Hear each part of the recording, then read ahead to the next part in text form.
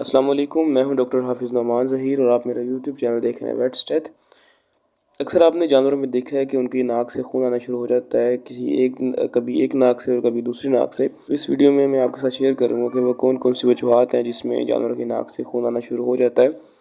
तो सबसे पहले देखते हैं कि इस कंडीशन को क्या कहते हैं। जानवरों के नाक से जो खून आना शुरू हो जाता है तो इस कंडीशन को एपिस्टेक्सिस कहते हैं। एपिस्टेक्सिस की यानी जानवरों की नाक से खून आने की वजूहात की बात करें तो उसमें सबसे पहले हमने देखना होता है कि जानवर की नाक के अंदर कोई ऐसी आउट ग्रोथ तो नहीं है, यानी कोई कैंसर तो नहीं है, क्योंकि अक्सर नाक की हड्डी के कैंसर की वजह से या फिर नाक के अंदर कोई आउट ग्रोथ हो जो जिसे पोलिप भी कहते हैं, नेज़ल पोलिप, या फिर कोई नेज़ल ग्रैनुलोमा हो जिसके अंदर से जो है वो खून निकलता रहता है, तो जो कि बाहर से हमें नज़र आता है। तो ये वजह है जानवर के अंदर नाक से खून आने की। अगर जानवर की खुराक गलती से जो है मारदियात से एक्सपोज हो गई है और वो जानवर ने खा लिया तो वो भी सबसे बड़ी वजह है जानवर के अंदर नाक से खून आने की।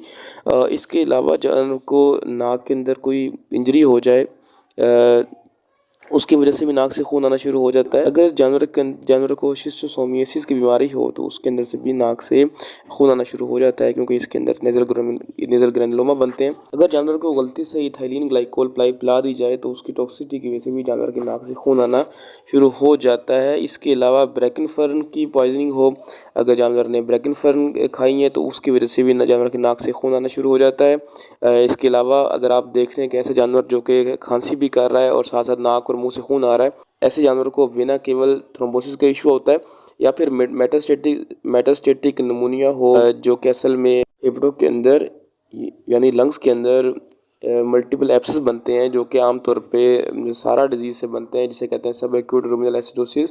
तो उस कंडीशन के अंदर भी जानवर को इनकी नाक से खून आना शुरू हो जाता है। इसके साथ ही अगर जानवर ने हैवी एक्सरसाइज की है तो एक्सरसाइज करने की वजह से भी जानवर की नाक से खून आना शुरू होता है। इसे आपने हिस्ट्री से कन्फर्म करना है। अगर जानवर के अंदर कोगुलोपैथी के डिसऑर्डर्स हों, जैसे थ्रोम्बोसाइटोपिनिया है या यानी प्लेटलेट्स की कमी हो रही है, या फिर ब्लड क्लॉट करने वाले जो मीडिएटर्स हैं उनकी कमी हो रही है, तो उसकी वजह से भी जानवर के अंदर खून जमता नहीं है और वो नालियों से निकलना शुरू हो जाता है, जो कि हमें नाक से निकलता दिखाई देता है। अगर हम मेडिसिन की बात करें तो मेडिसिन के अंदर जो पेनिसिलिन की वजह से इम्यून रिस्पॉन्स होता है, तो उस केस में भी आपको जानवर की नाक से खून आना शुरू हो सकता है। इसके साथ हार्ट फेलियर हो, उस केस में भी नाक से खून आता है। बोवाइन न्यूनेटल पैनसाइटोपिनिया हो, यानी छोटे बच्चों के अंदर जो नाक से खून आने की बीमारी होती है, उस केस में भी आपको ये कंडीशन देखने को मिल सकती है। बोवाइन न्यूनेटल पैनसाइटोपिनिया क्या होता है, इस टॉपिक के ऊपर डिटेल से वीडियो चैनल के ऊपर मौजूद है, आप वीडियो को देख सकते हैं। इसके अलावा अगर जानवर को सांप ने काटा है यानी स्नेक बाइट हुई है तो उस केस में भी जानवर की नाक से खून देखने को मिल सकता है। अगर हम इसके ट्रीटमेंट की बात करें तो ट्रीटमेंट के अंदर सबसे इम्पोर्टेंट मैनेजमेंट यही है कि आपने सबसे पहले नाक को अच्छे से एग्जामिन करना है।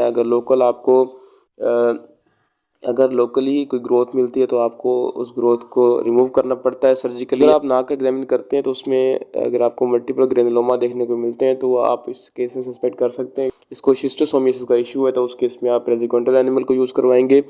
इसके अलावा आप लोकल ट्रांजामिनिक एसिड का स्प्रे कर सकते हैं नाक के अंदर। अगर लोकल कोई ब्लीडिंग हो रही है तो वो स्टॉप हो जाएगी। इसके साथ आप एड्रेनालिन का गॉज भी नाक के अंदर भर देते हैं, ताकि जो भी को ब्लड वेसल रप्चर हुई है वो लोकली जो है वैसे कंस्ट्रिक्शन हो और ब्लड आना रुक जाए। इसके अलावा ठंडे पानी का आप नाक के ऊपर टकोर करवाते हैं ताकि जानवर के जो है नाक से खून आना बंद हो जाए।